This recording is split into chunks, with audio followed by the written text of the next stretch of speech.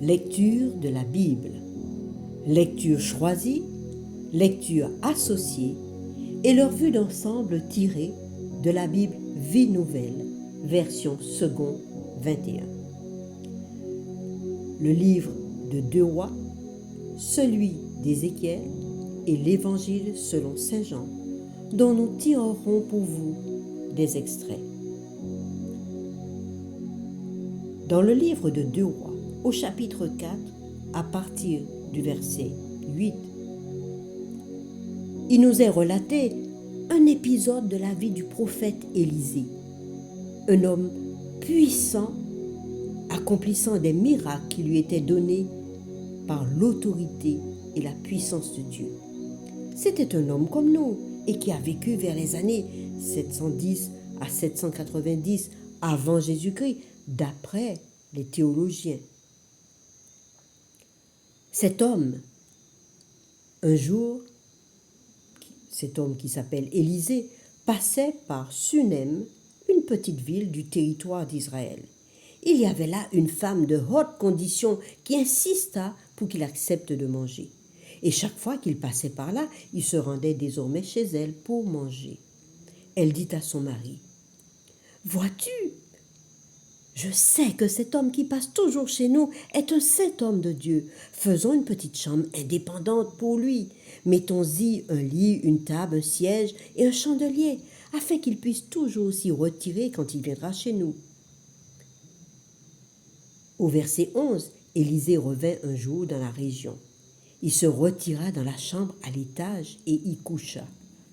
Très heureux de cet accueil, il dit à son serviteur Géasi, « Appelle cette Sunamite. » Et il lui dit, « Tu t'es donné toute cette peine pour nous.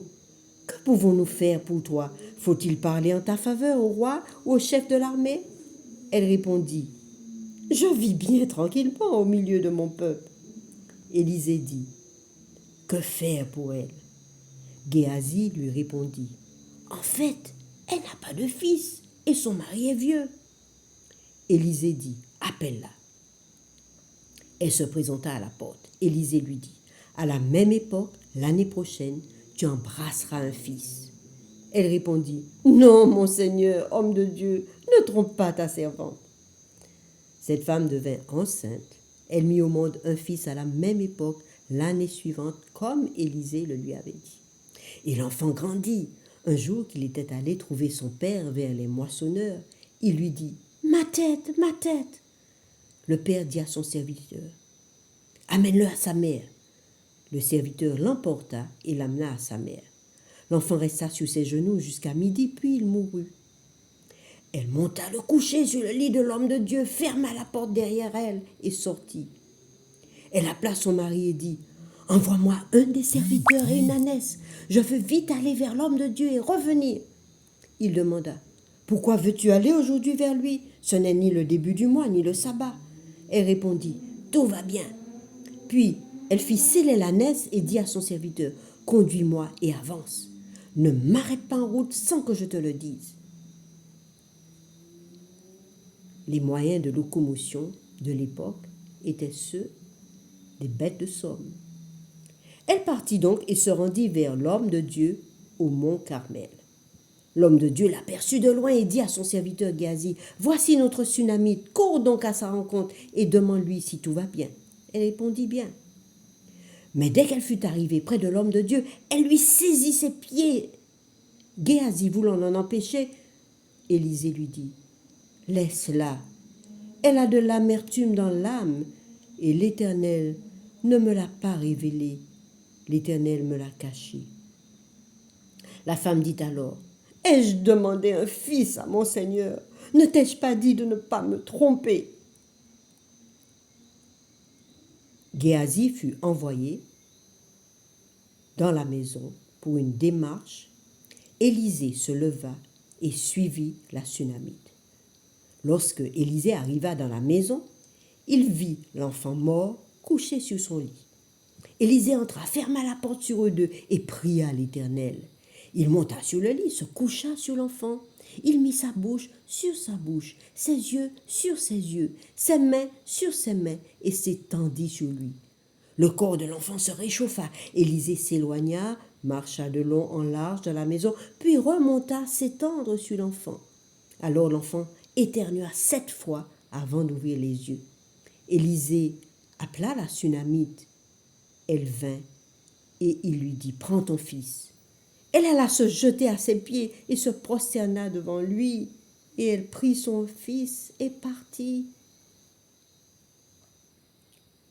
Au chapitre 8 du livre de 2 Rois, versets 1 à 6, quelque temps plus tard, Élisée dit à la femme dont il avait fait revivre le fils, « Lève-toi, pars avec ta famille et installe-toi où tu pourras. En effet, l'Éternel appelle la famine. Elle vient même sur le pays pour 7 ans. » La femme se leva et agit conformément à la parole de l'homme de Dieu. Elle partit avec sa famille et s'installa pour 7 ans au pays des Philistins. Aujourd'hui encore, Dieu est le même. Il peut nous aider à anticiper les circonstances de la vie. Élisée travaillait ainsi à son époque à rétablir dans le cœur de l'homme le Dieu de l'univers. Au bout des 7 ans, elle revint du pays des Philistins et alla chercher secours auprès du roi pour récupérer sa maison et son champ. Le roi était en pleine discussion avec Géasi, le serviteur de l'homme de Dieu, et il disait, « Raconte-moi donc toutes les grandes choses qu'Élisée a accomplies. » Il racontait justement au roi comment Élisée avait rendu la vie à un mort quand la femme, dont il avait fait revivre le fils, vint chercher secours auprès du roi pour récupérer sa maison et son champ. Géasi dit, « Mon seigneur le roi, voici la femme en question et voici son fils, celui qu'Élisée a fait revivre. » Le roi interrogea la femme et lui raconta toute l'histoire. Puis le roi donna comme consigne de restituer à cette femme tout ce qui lui appartenait, y compris tous les revenus de son champ depuis le jour où elle avait quitté le pays jusqu'à maintenant. Plus tard, Élisée mourut et on l'enterra. L'année suivante, des troupes de Moabites pénétrèrent dans le pays. On était en train d'enterrer un homme quand on aperçut une de ces troupes et on jeta l'homme dans le tombeau d'Élisée. En touchant les ossements d'Élisée, l'homme reprit vie et se leva sur ses pieds. Nous arrivons 300 ans plus tard dans le livre d'Ézéchiel, chapitre 37, les versets 1 à 18. Ézéchiel était un homme comme nous, mais un puissant porteur de la parole de Dieu. Il nous rapporte ceci. « La main de l'Éternel reposait sur moi, et l'Éternel m'a transporté par son esprit pour me déposer au milieu de la vallée. Celle-ci était remplie d'ossements. Il m'a fait passer près d'eux, tout autour. J'ai constaté qu'ils étaient très nombreux sur le sol de la vallée et qu'ils étaient complètement secs. Il m'a dit, « Fils de l'homme, ces eaux pourront-ils revivre ?» Je lui répondis, « Seigneur éternel, tu le sais. » Je vous laisse lire la suite, mais nous arrivons à la conclusion. L'Éternel dit alors à Élisée, « Tu annonceras à l'Esprit, voici ce que dit le Seigneur l'Éternel. Esprit, viens des 4 vents, souffle sur ces morts et qu'ils revivent. » J'ai prophétisé conformément à l'ordre qu'il m'avait donné. Alors l'Esprit est entré en eux, ils ont tous repris vie, se sont tenus debout sur leurs pieds. C'était une armée nombreuse. L'Éternel dit à Ézéchiel, « Je vais ouvrir vos tombes et je vous en ferai sortir, vous, mon peuple. Vous reconnaîtrez que je suis l'Éternel lorsque j'ouvrirai vos tombes et vous en ferai sortir. Je mettrai mon esprit en vous, vous vivrez, et je vous donnerai du repos sur votre territoire. Vous reconnaîtrez alors que moi, l'Éternel, j'ai parlé et agi. » Nous arrivons à l'évangile de Jean. Vers les années, au début de notre ère, vers l'an 33 après Jésus-Christ. Jésus portant sa croix se dirigeaient vers l'endroit où il devait être crucifié, appelé lieu du crâne. Cette formation rocheuse évoquait la forme de crâne et qui se dit en hébreu Golgotha. C'est là qu'ils le crucifièrent et avec lui deux autres, un de chaque côté et Jésus au milieu. Après avoir crucifié Jésus, les soldats prirent ses vêtements et en firent 4 parts, une pour chaque soldat. Ils prirent aussi sa tunique qui était d'une seule couture, d'une seule pièce, depuis le haut jusqu'en bas, et ils se dirent entre eux, ne la déchirons pas, mais tirons au sort pour savoir à qui elle sera. C'est ainsi que s'accomplit cette parole de l'Écriture longtemps annoncée à l'avance. Ils se sont partagés mes vêtements, ils ont tiré au sort mon habit. Ainsi, après cela, Jésus, qui savait que tout était déjà accompli, dit, afin que l'Écriture se réalise pleinement, j'ai soif. Il y avait là un vase plein de vinaigre. Les soldats en remplirent une éponge, la fixèrent à une branche d'hysope et l'approchèrent de sa bouche. Quand Jésus prit le vinaigre, il dit, tout est accompli. Puis il baissa la tête et rendit l'esprit. C'était la préparation de la Pâque et ce sabbat allait être un jour solennel. Craignant que les corps ne restent en croix pendant le sabbat, les Juifs demandèrent à Pilate qu'on brise les jambes aux crucifiés et qu'on enlève les corps. Mais ils ne brisèrent pas les jambes car Jésus était déjà mort. Un des soldats lui transperça le côté avec une lance et aussitôt il en sortit du sang et de l'eau. Celui qui a vu ces choses en rend témoignage et son témoignage est vrai. Il sait qu'il dit la vérité afin que vous croyiez aussi. En effet, cela est arrivé afin que ce passage de l'Écriture soit accompli. Aucun de ces os ne sera brisé. Ailleurs, l'Écriture dit encore, ils verront celui qu'ils ont transpercé. Au verset 40, ils prirent donc le corps de Jésus et l'enveloppèrent de bandelettes avec les aromates, comme c'est la coutume d'ensevelir chez les Juifs. Or, il y avait un jardin à l'endroit où Jésus avait été crucifié, et dans le jardin un tombeau neuf où personne encore n'avait été mis, et ce fut là qu'ils le déposèrent. Le dimanche, Marie de Magdala se rendit au tombeau pour continuer d'embaumer le corps de Jésus. Elle vit que la pierre qui fermait le tombeau avait été enlevée. Elle courut trouver Simon-Pierre et l'autre disciple que Jésus aimait et leur dit, « Ils ont enlevé le Seigneur du tombeau et nous ne savons pas où ils l'ont mis. » Pierre et l'autre disciple sortirent donc et allèrent au tombeau.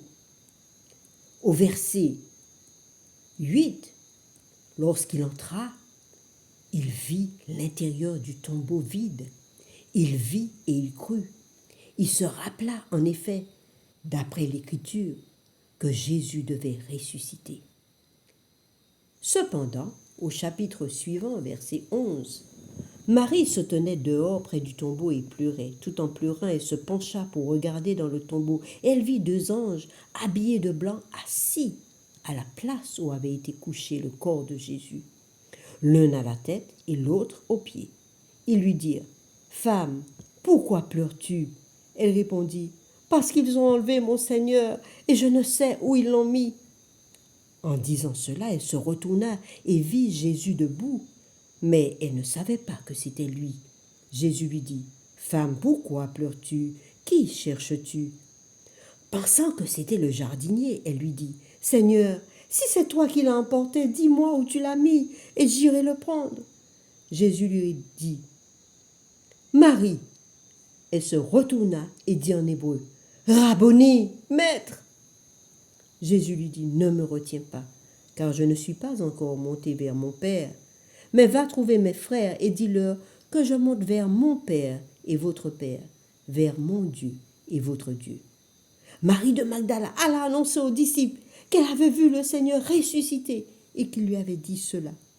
Le soir de ce même dimanche, les portes de la maison où les disciples se trouvaient rassemblés étaient fermées, car ils avaient peur des chefs juifs. Jésus vint alors se présenter au milieu d'eux et leur dit, « Que la paix soit avec vous. » Après avoir dit cela, il leur montra ses mains et son côté. Les disciples furent remplis de joie en voyant le Seigneur. Jésus leur dit de nouveau, que la paix soit avec vous. Tout comme le Père m'a envoyé, moi aussi je vous envoie. L'Esprit de Dieu est une puissance donnée à ceux qui croient. L'Esprit de Dieu a permis à Élisée de ramener cet enfant à la vie et de communiquer par ses eaux la vie à un autre homme mort. La Sunamite, à travers son histoire, a compris l'amour de Dieu qui perd un fils unique pour le retrouver. La paix soit avec vous, plus rien à craindre du tombeau. Paul s'écrit dans 1 Corinthiens 15, versets 55 à 57.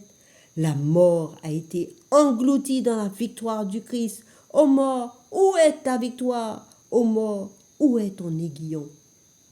Cette grande espérance de la résurrection donnée à Ézéchiel a traversé le temps et est parvenue jusqu'à moi, jusqu'à toi.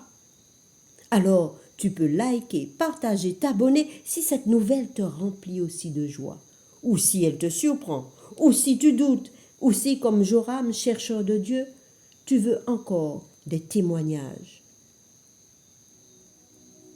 Le Fils unique de Dieu, envoyé par lui dans le monde pour mourir pour les hommes, est ressuscité. C'est vivant qu'il est sorti de la tombe. En janvier 2025, qui est déjà là, cette même espérance nous est répétée au fil des âges et du temps qu'elle a traversé. Et pour te souhaiter d'être rempli de son esprit, Jésus te dira, je suis la résurrection et la vie. Alors, comme il souffla sur les disciples pour recevoir l'Esprit, il te dit, reçois le Saint-Esprit qui donne la pleine vie, la vie infinie. Car Jésus est la résurrection et la vie.